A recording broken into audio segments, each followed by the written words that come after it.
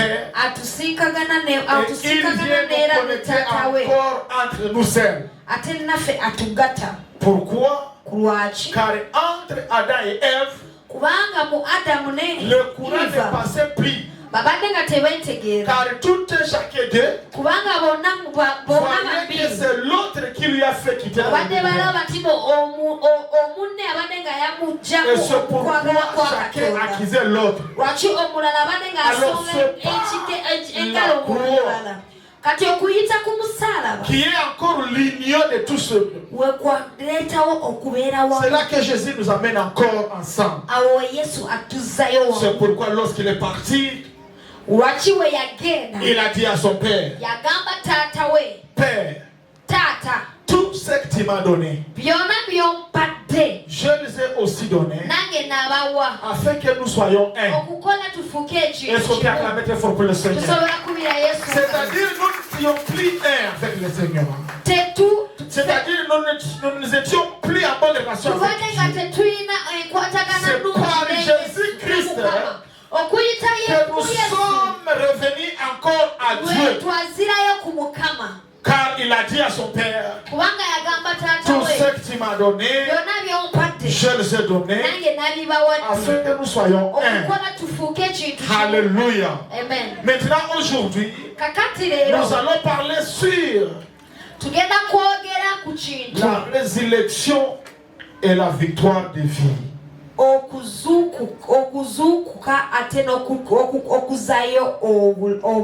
Alléluia. Amen. La résurrection et la vie. C'est ce que nous avons lu dans Jean 11, le verset 25. La Bible nous dit ceci. Jésus est la résurrection. Croire en lui offre la vie éternelle.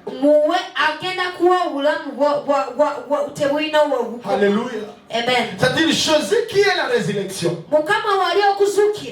C'est que comme lui, il est ressuscité, il nous a donné la victoire sur la mort. C'est pourquoi je voulais te dire aujourd'hui, même dans le Seigneur, qu'après la mort, il y a une autre vie à vivre. Je parle à tous les gens qui sont ici ce matin. Même quand tu dois mourir aujourd'hui, il faut comprendre qu'après cette mort, il y a une autre vie. Quelle est cette vie-là? C'est la vie que Jésus-Christ nous a donnée. C'est la vie qui a une vie éternelle. C'est-à-dire quand nous mourons, c'est le corps qui rentre dans la poussière. Car la Bible dit, nous sommes venus de la poussière et nous rentrerons dans la poussière. Mais il y a ceux qui ne pas venir dans la poussière.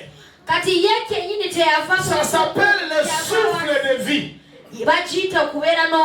Ça s'appelle le souffle de vie. C'est ça que Dieu a soufflé dans l'homme. Ce souffle-là ne peut en aucun cas mourir. Car il y a la vie après la mort. Et comment accéder à cette vie d'après la mort? C'est de croire en Jésus-Christ pour qu'il puisse t'offrir la vie éternelle. Alléluia. Est-ce que tu peux acclamer très fort le Seigneur? Si nous célébrons la résurrection de Jésus-Christ, c'est juste pour témoigner la victoire sur le péché. Et pour témoigner la victoire sur la mort.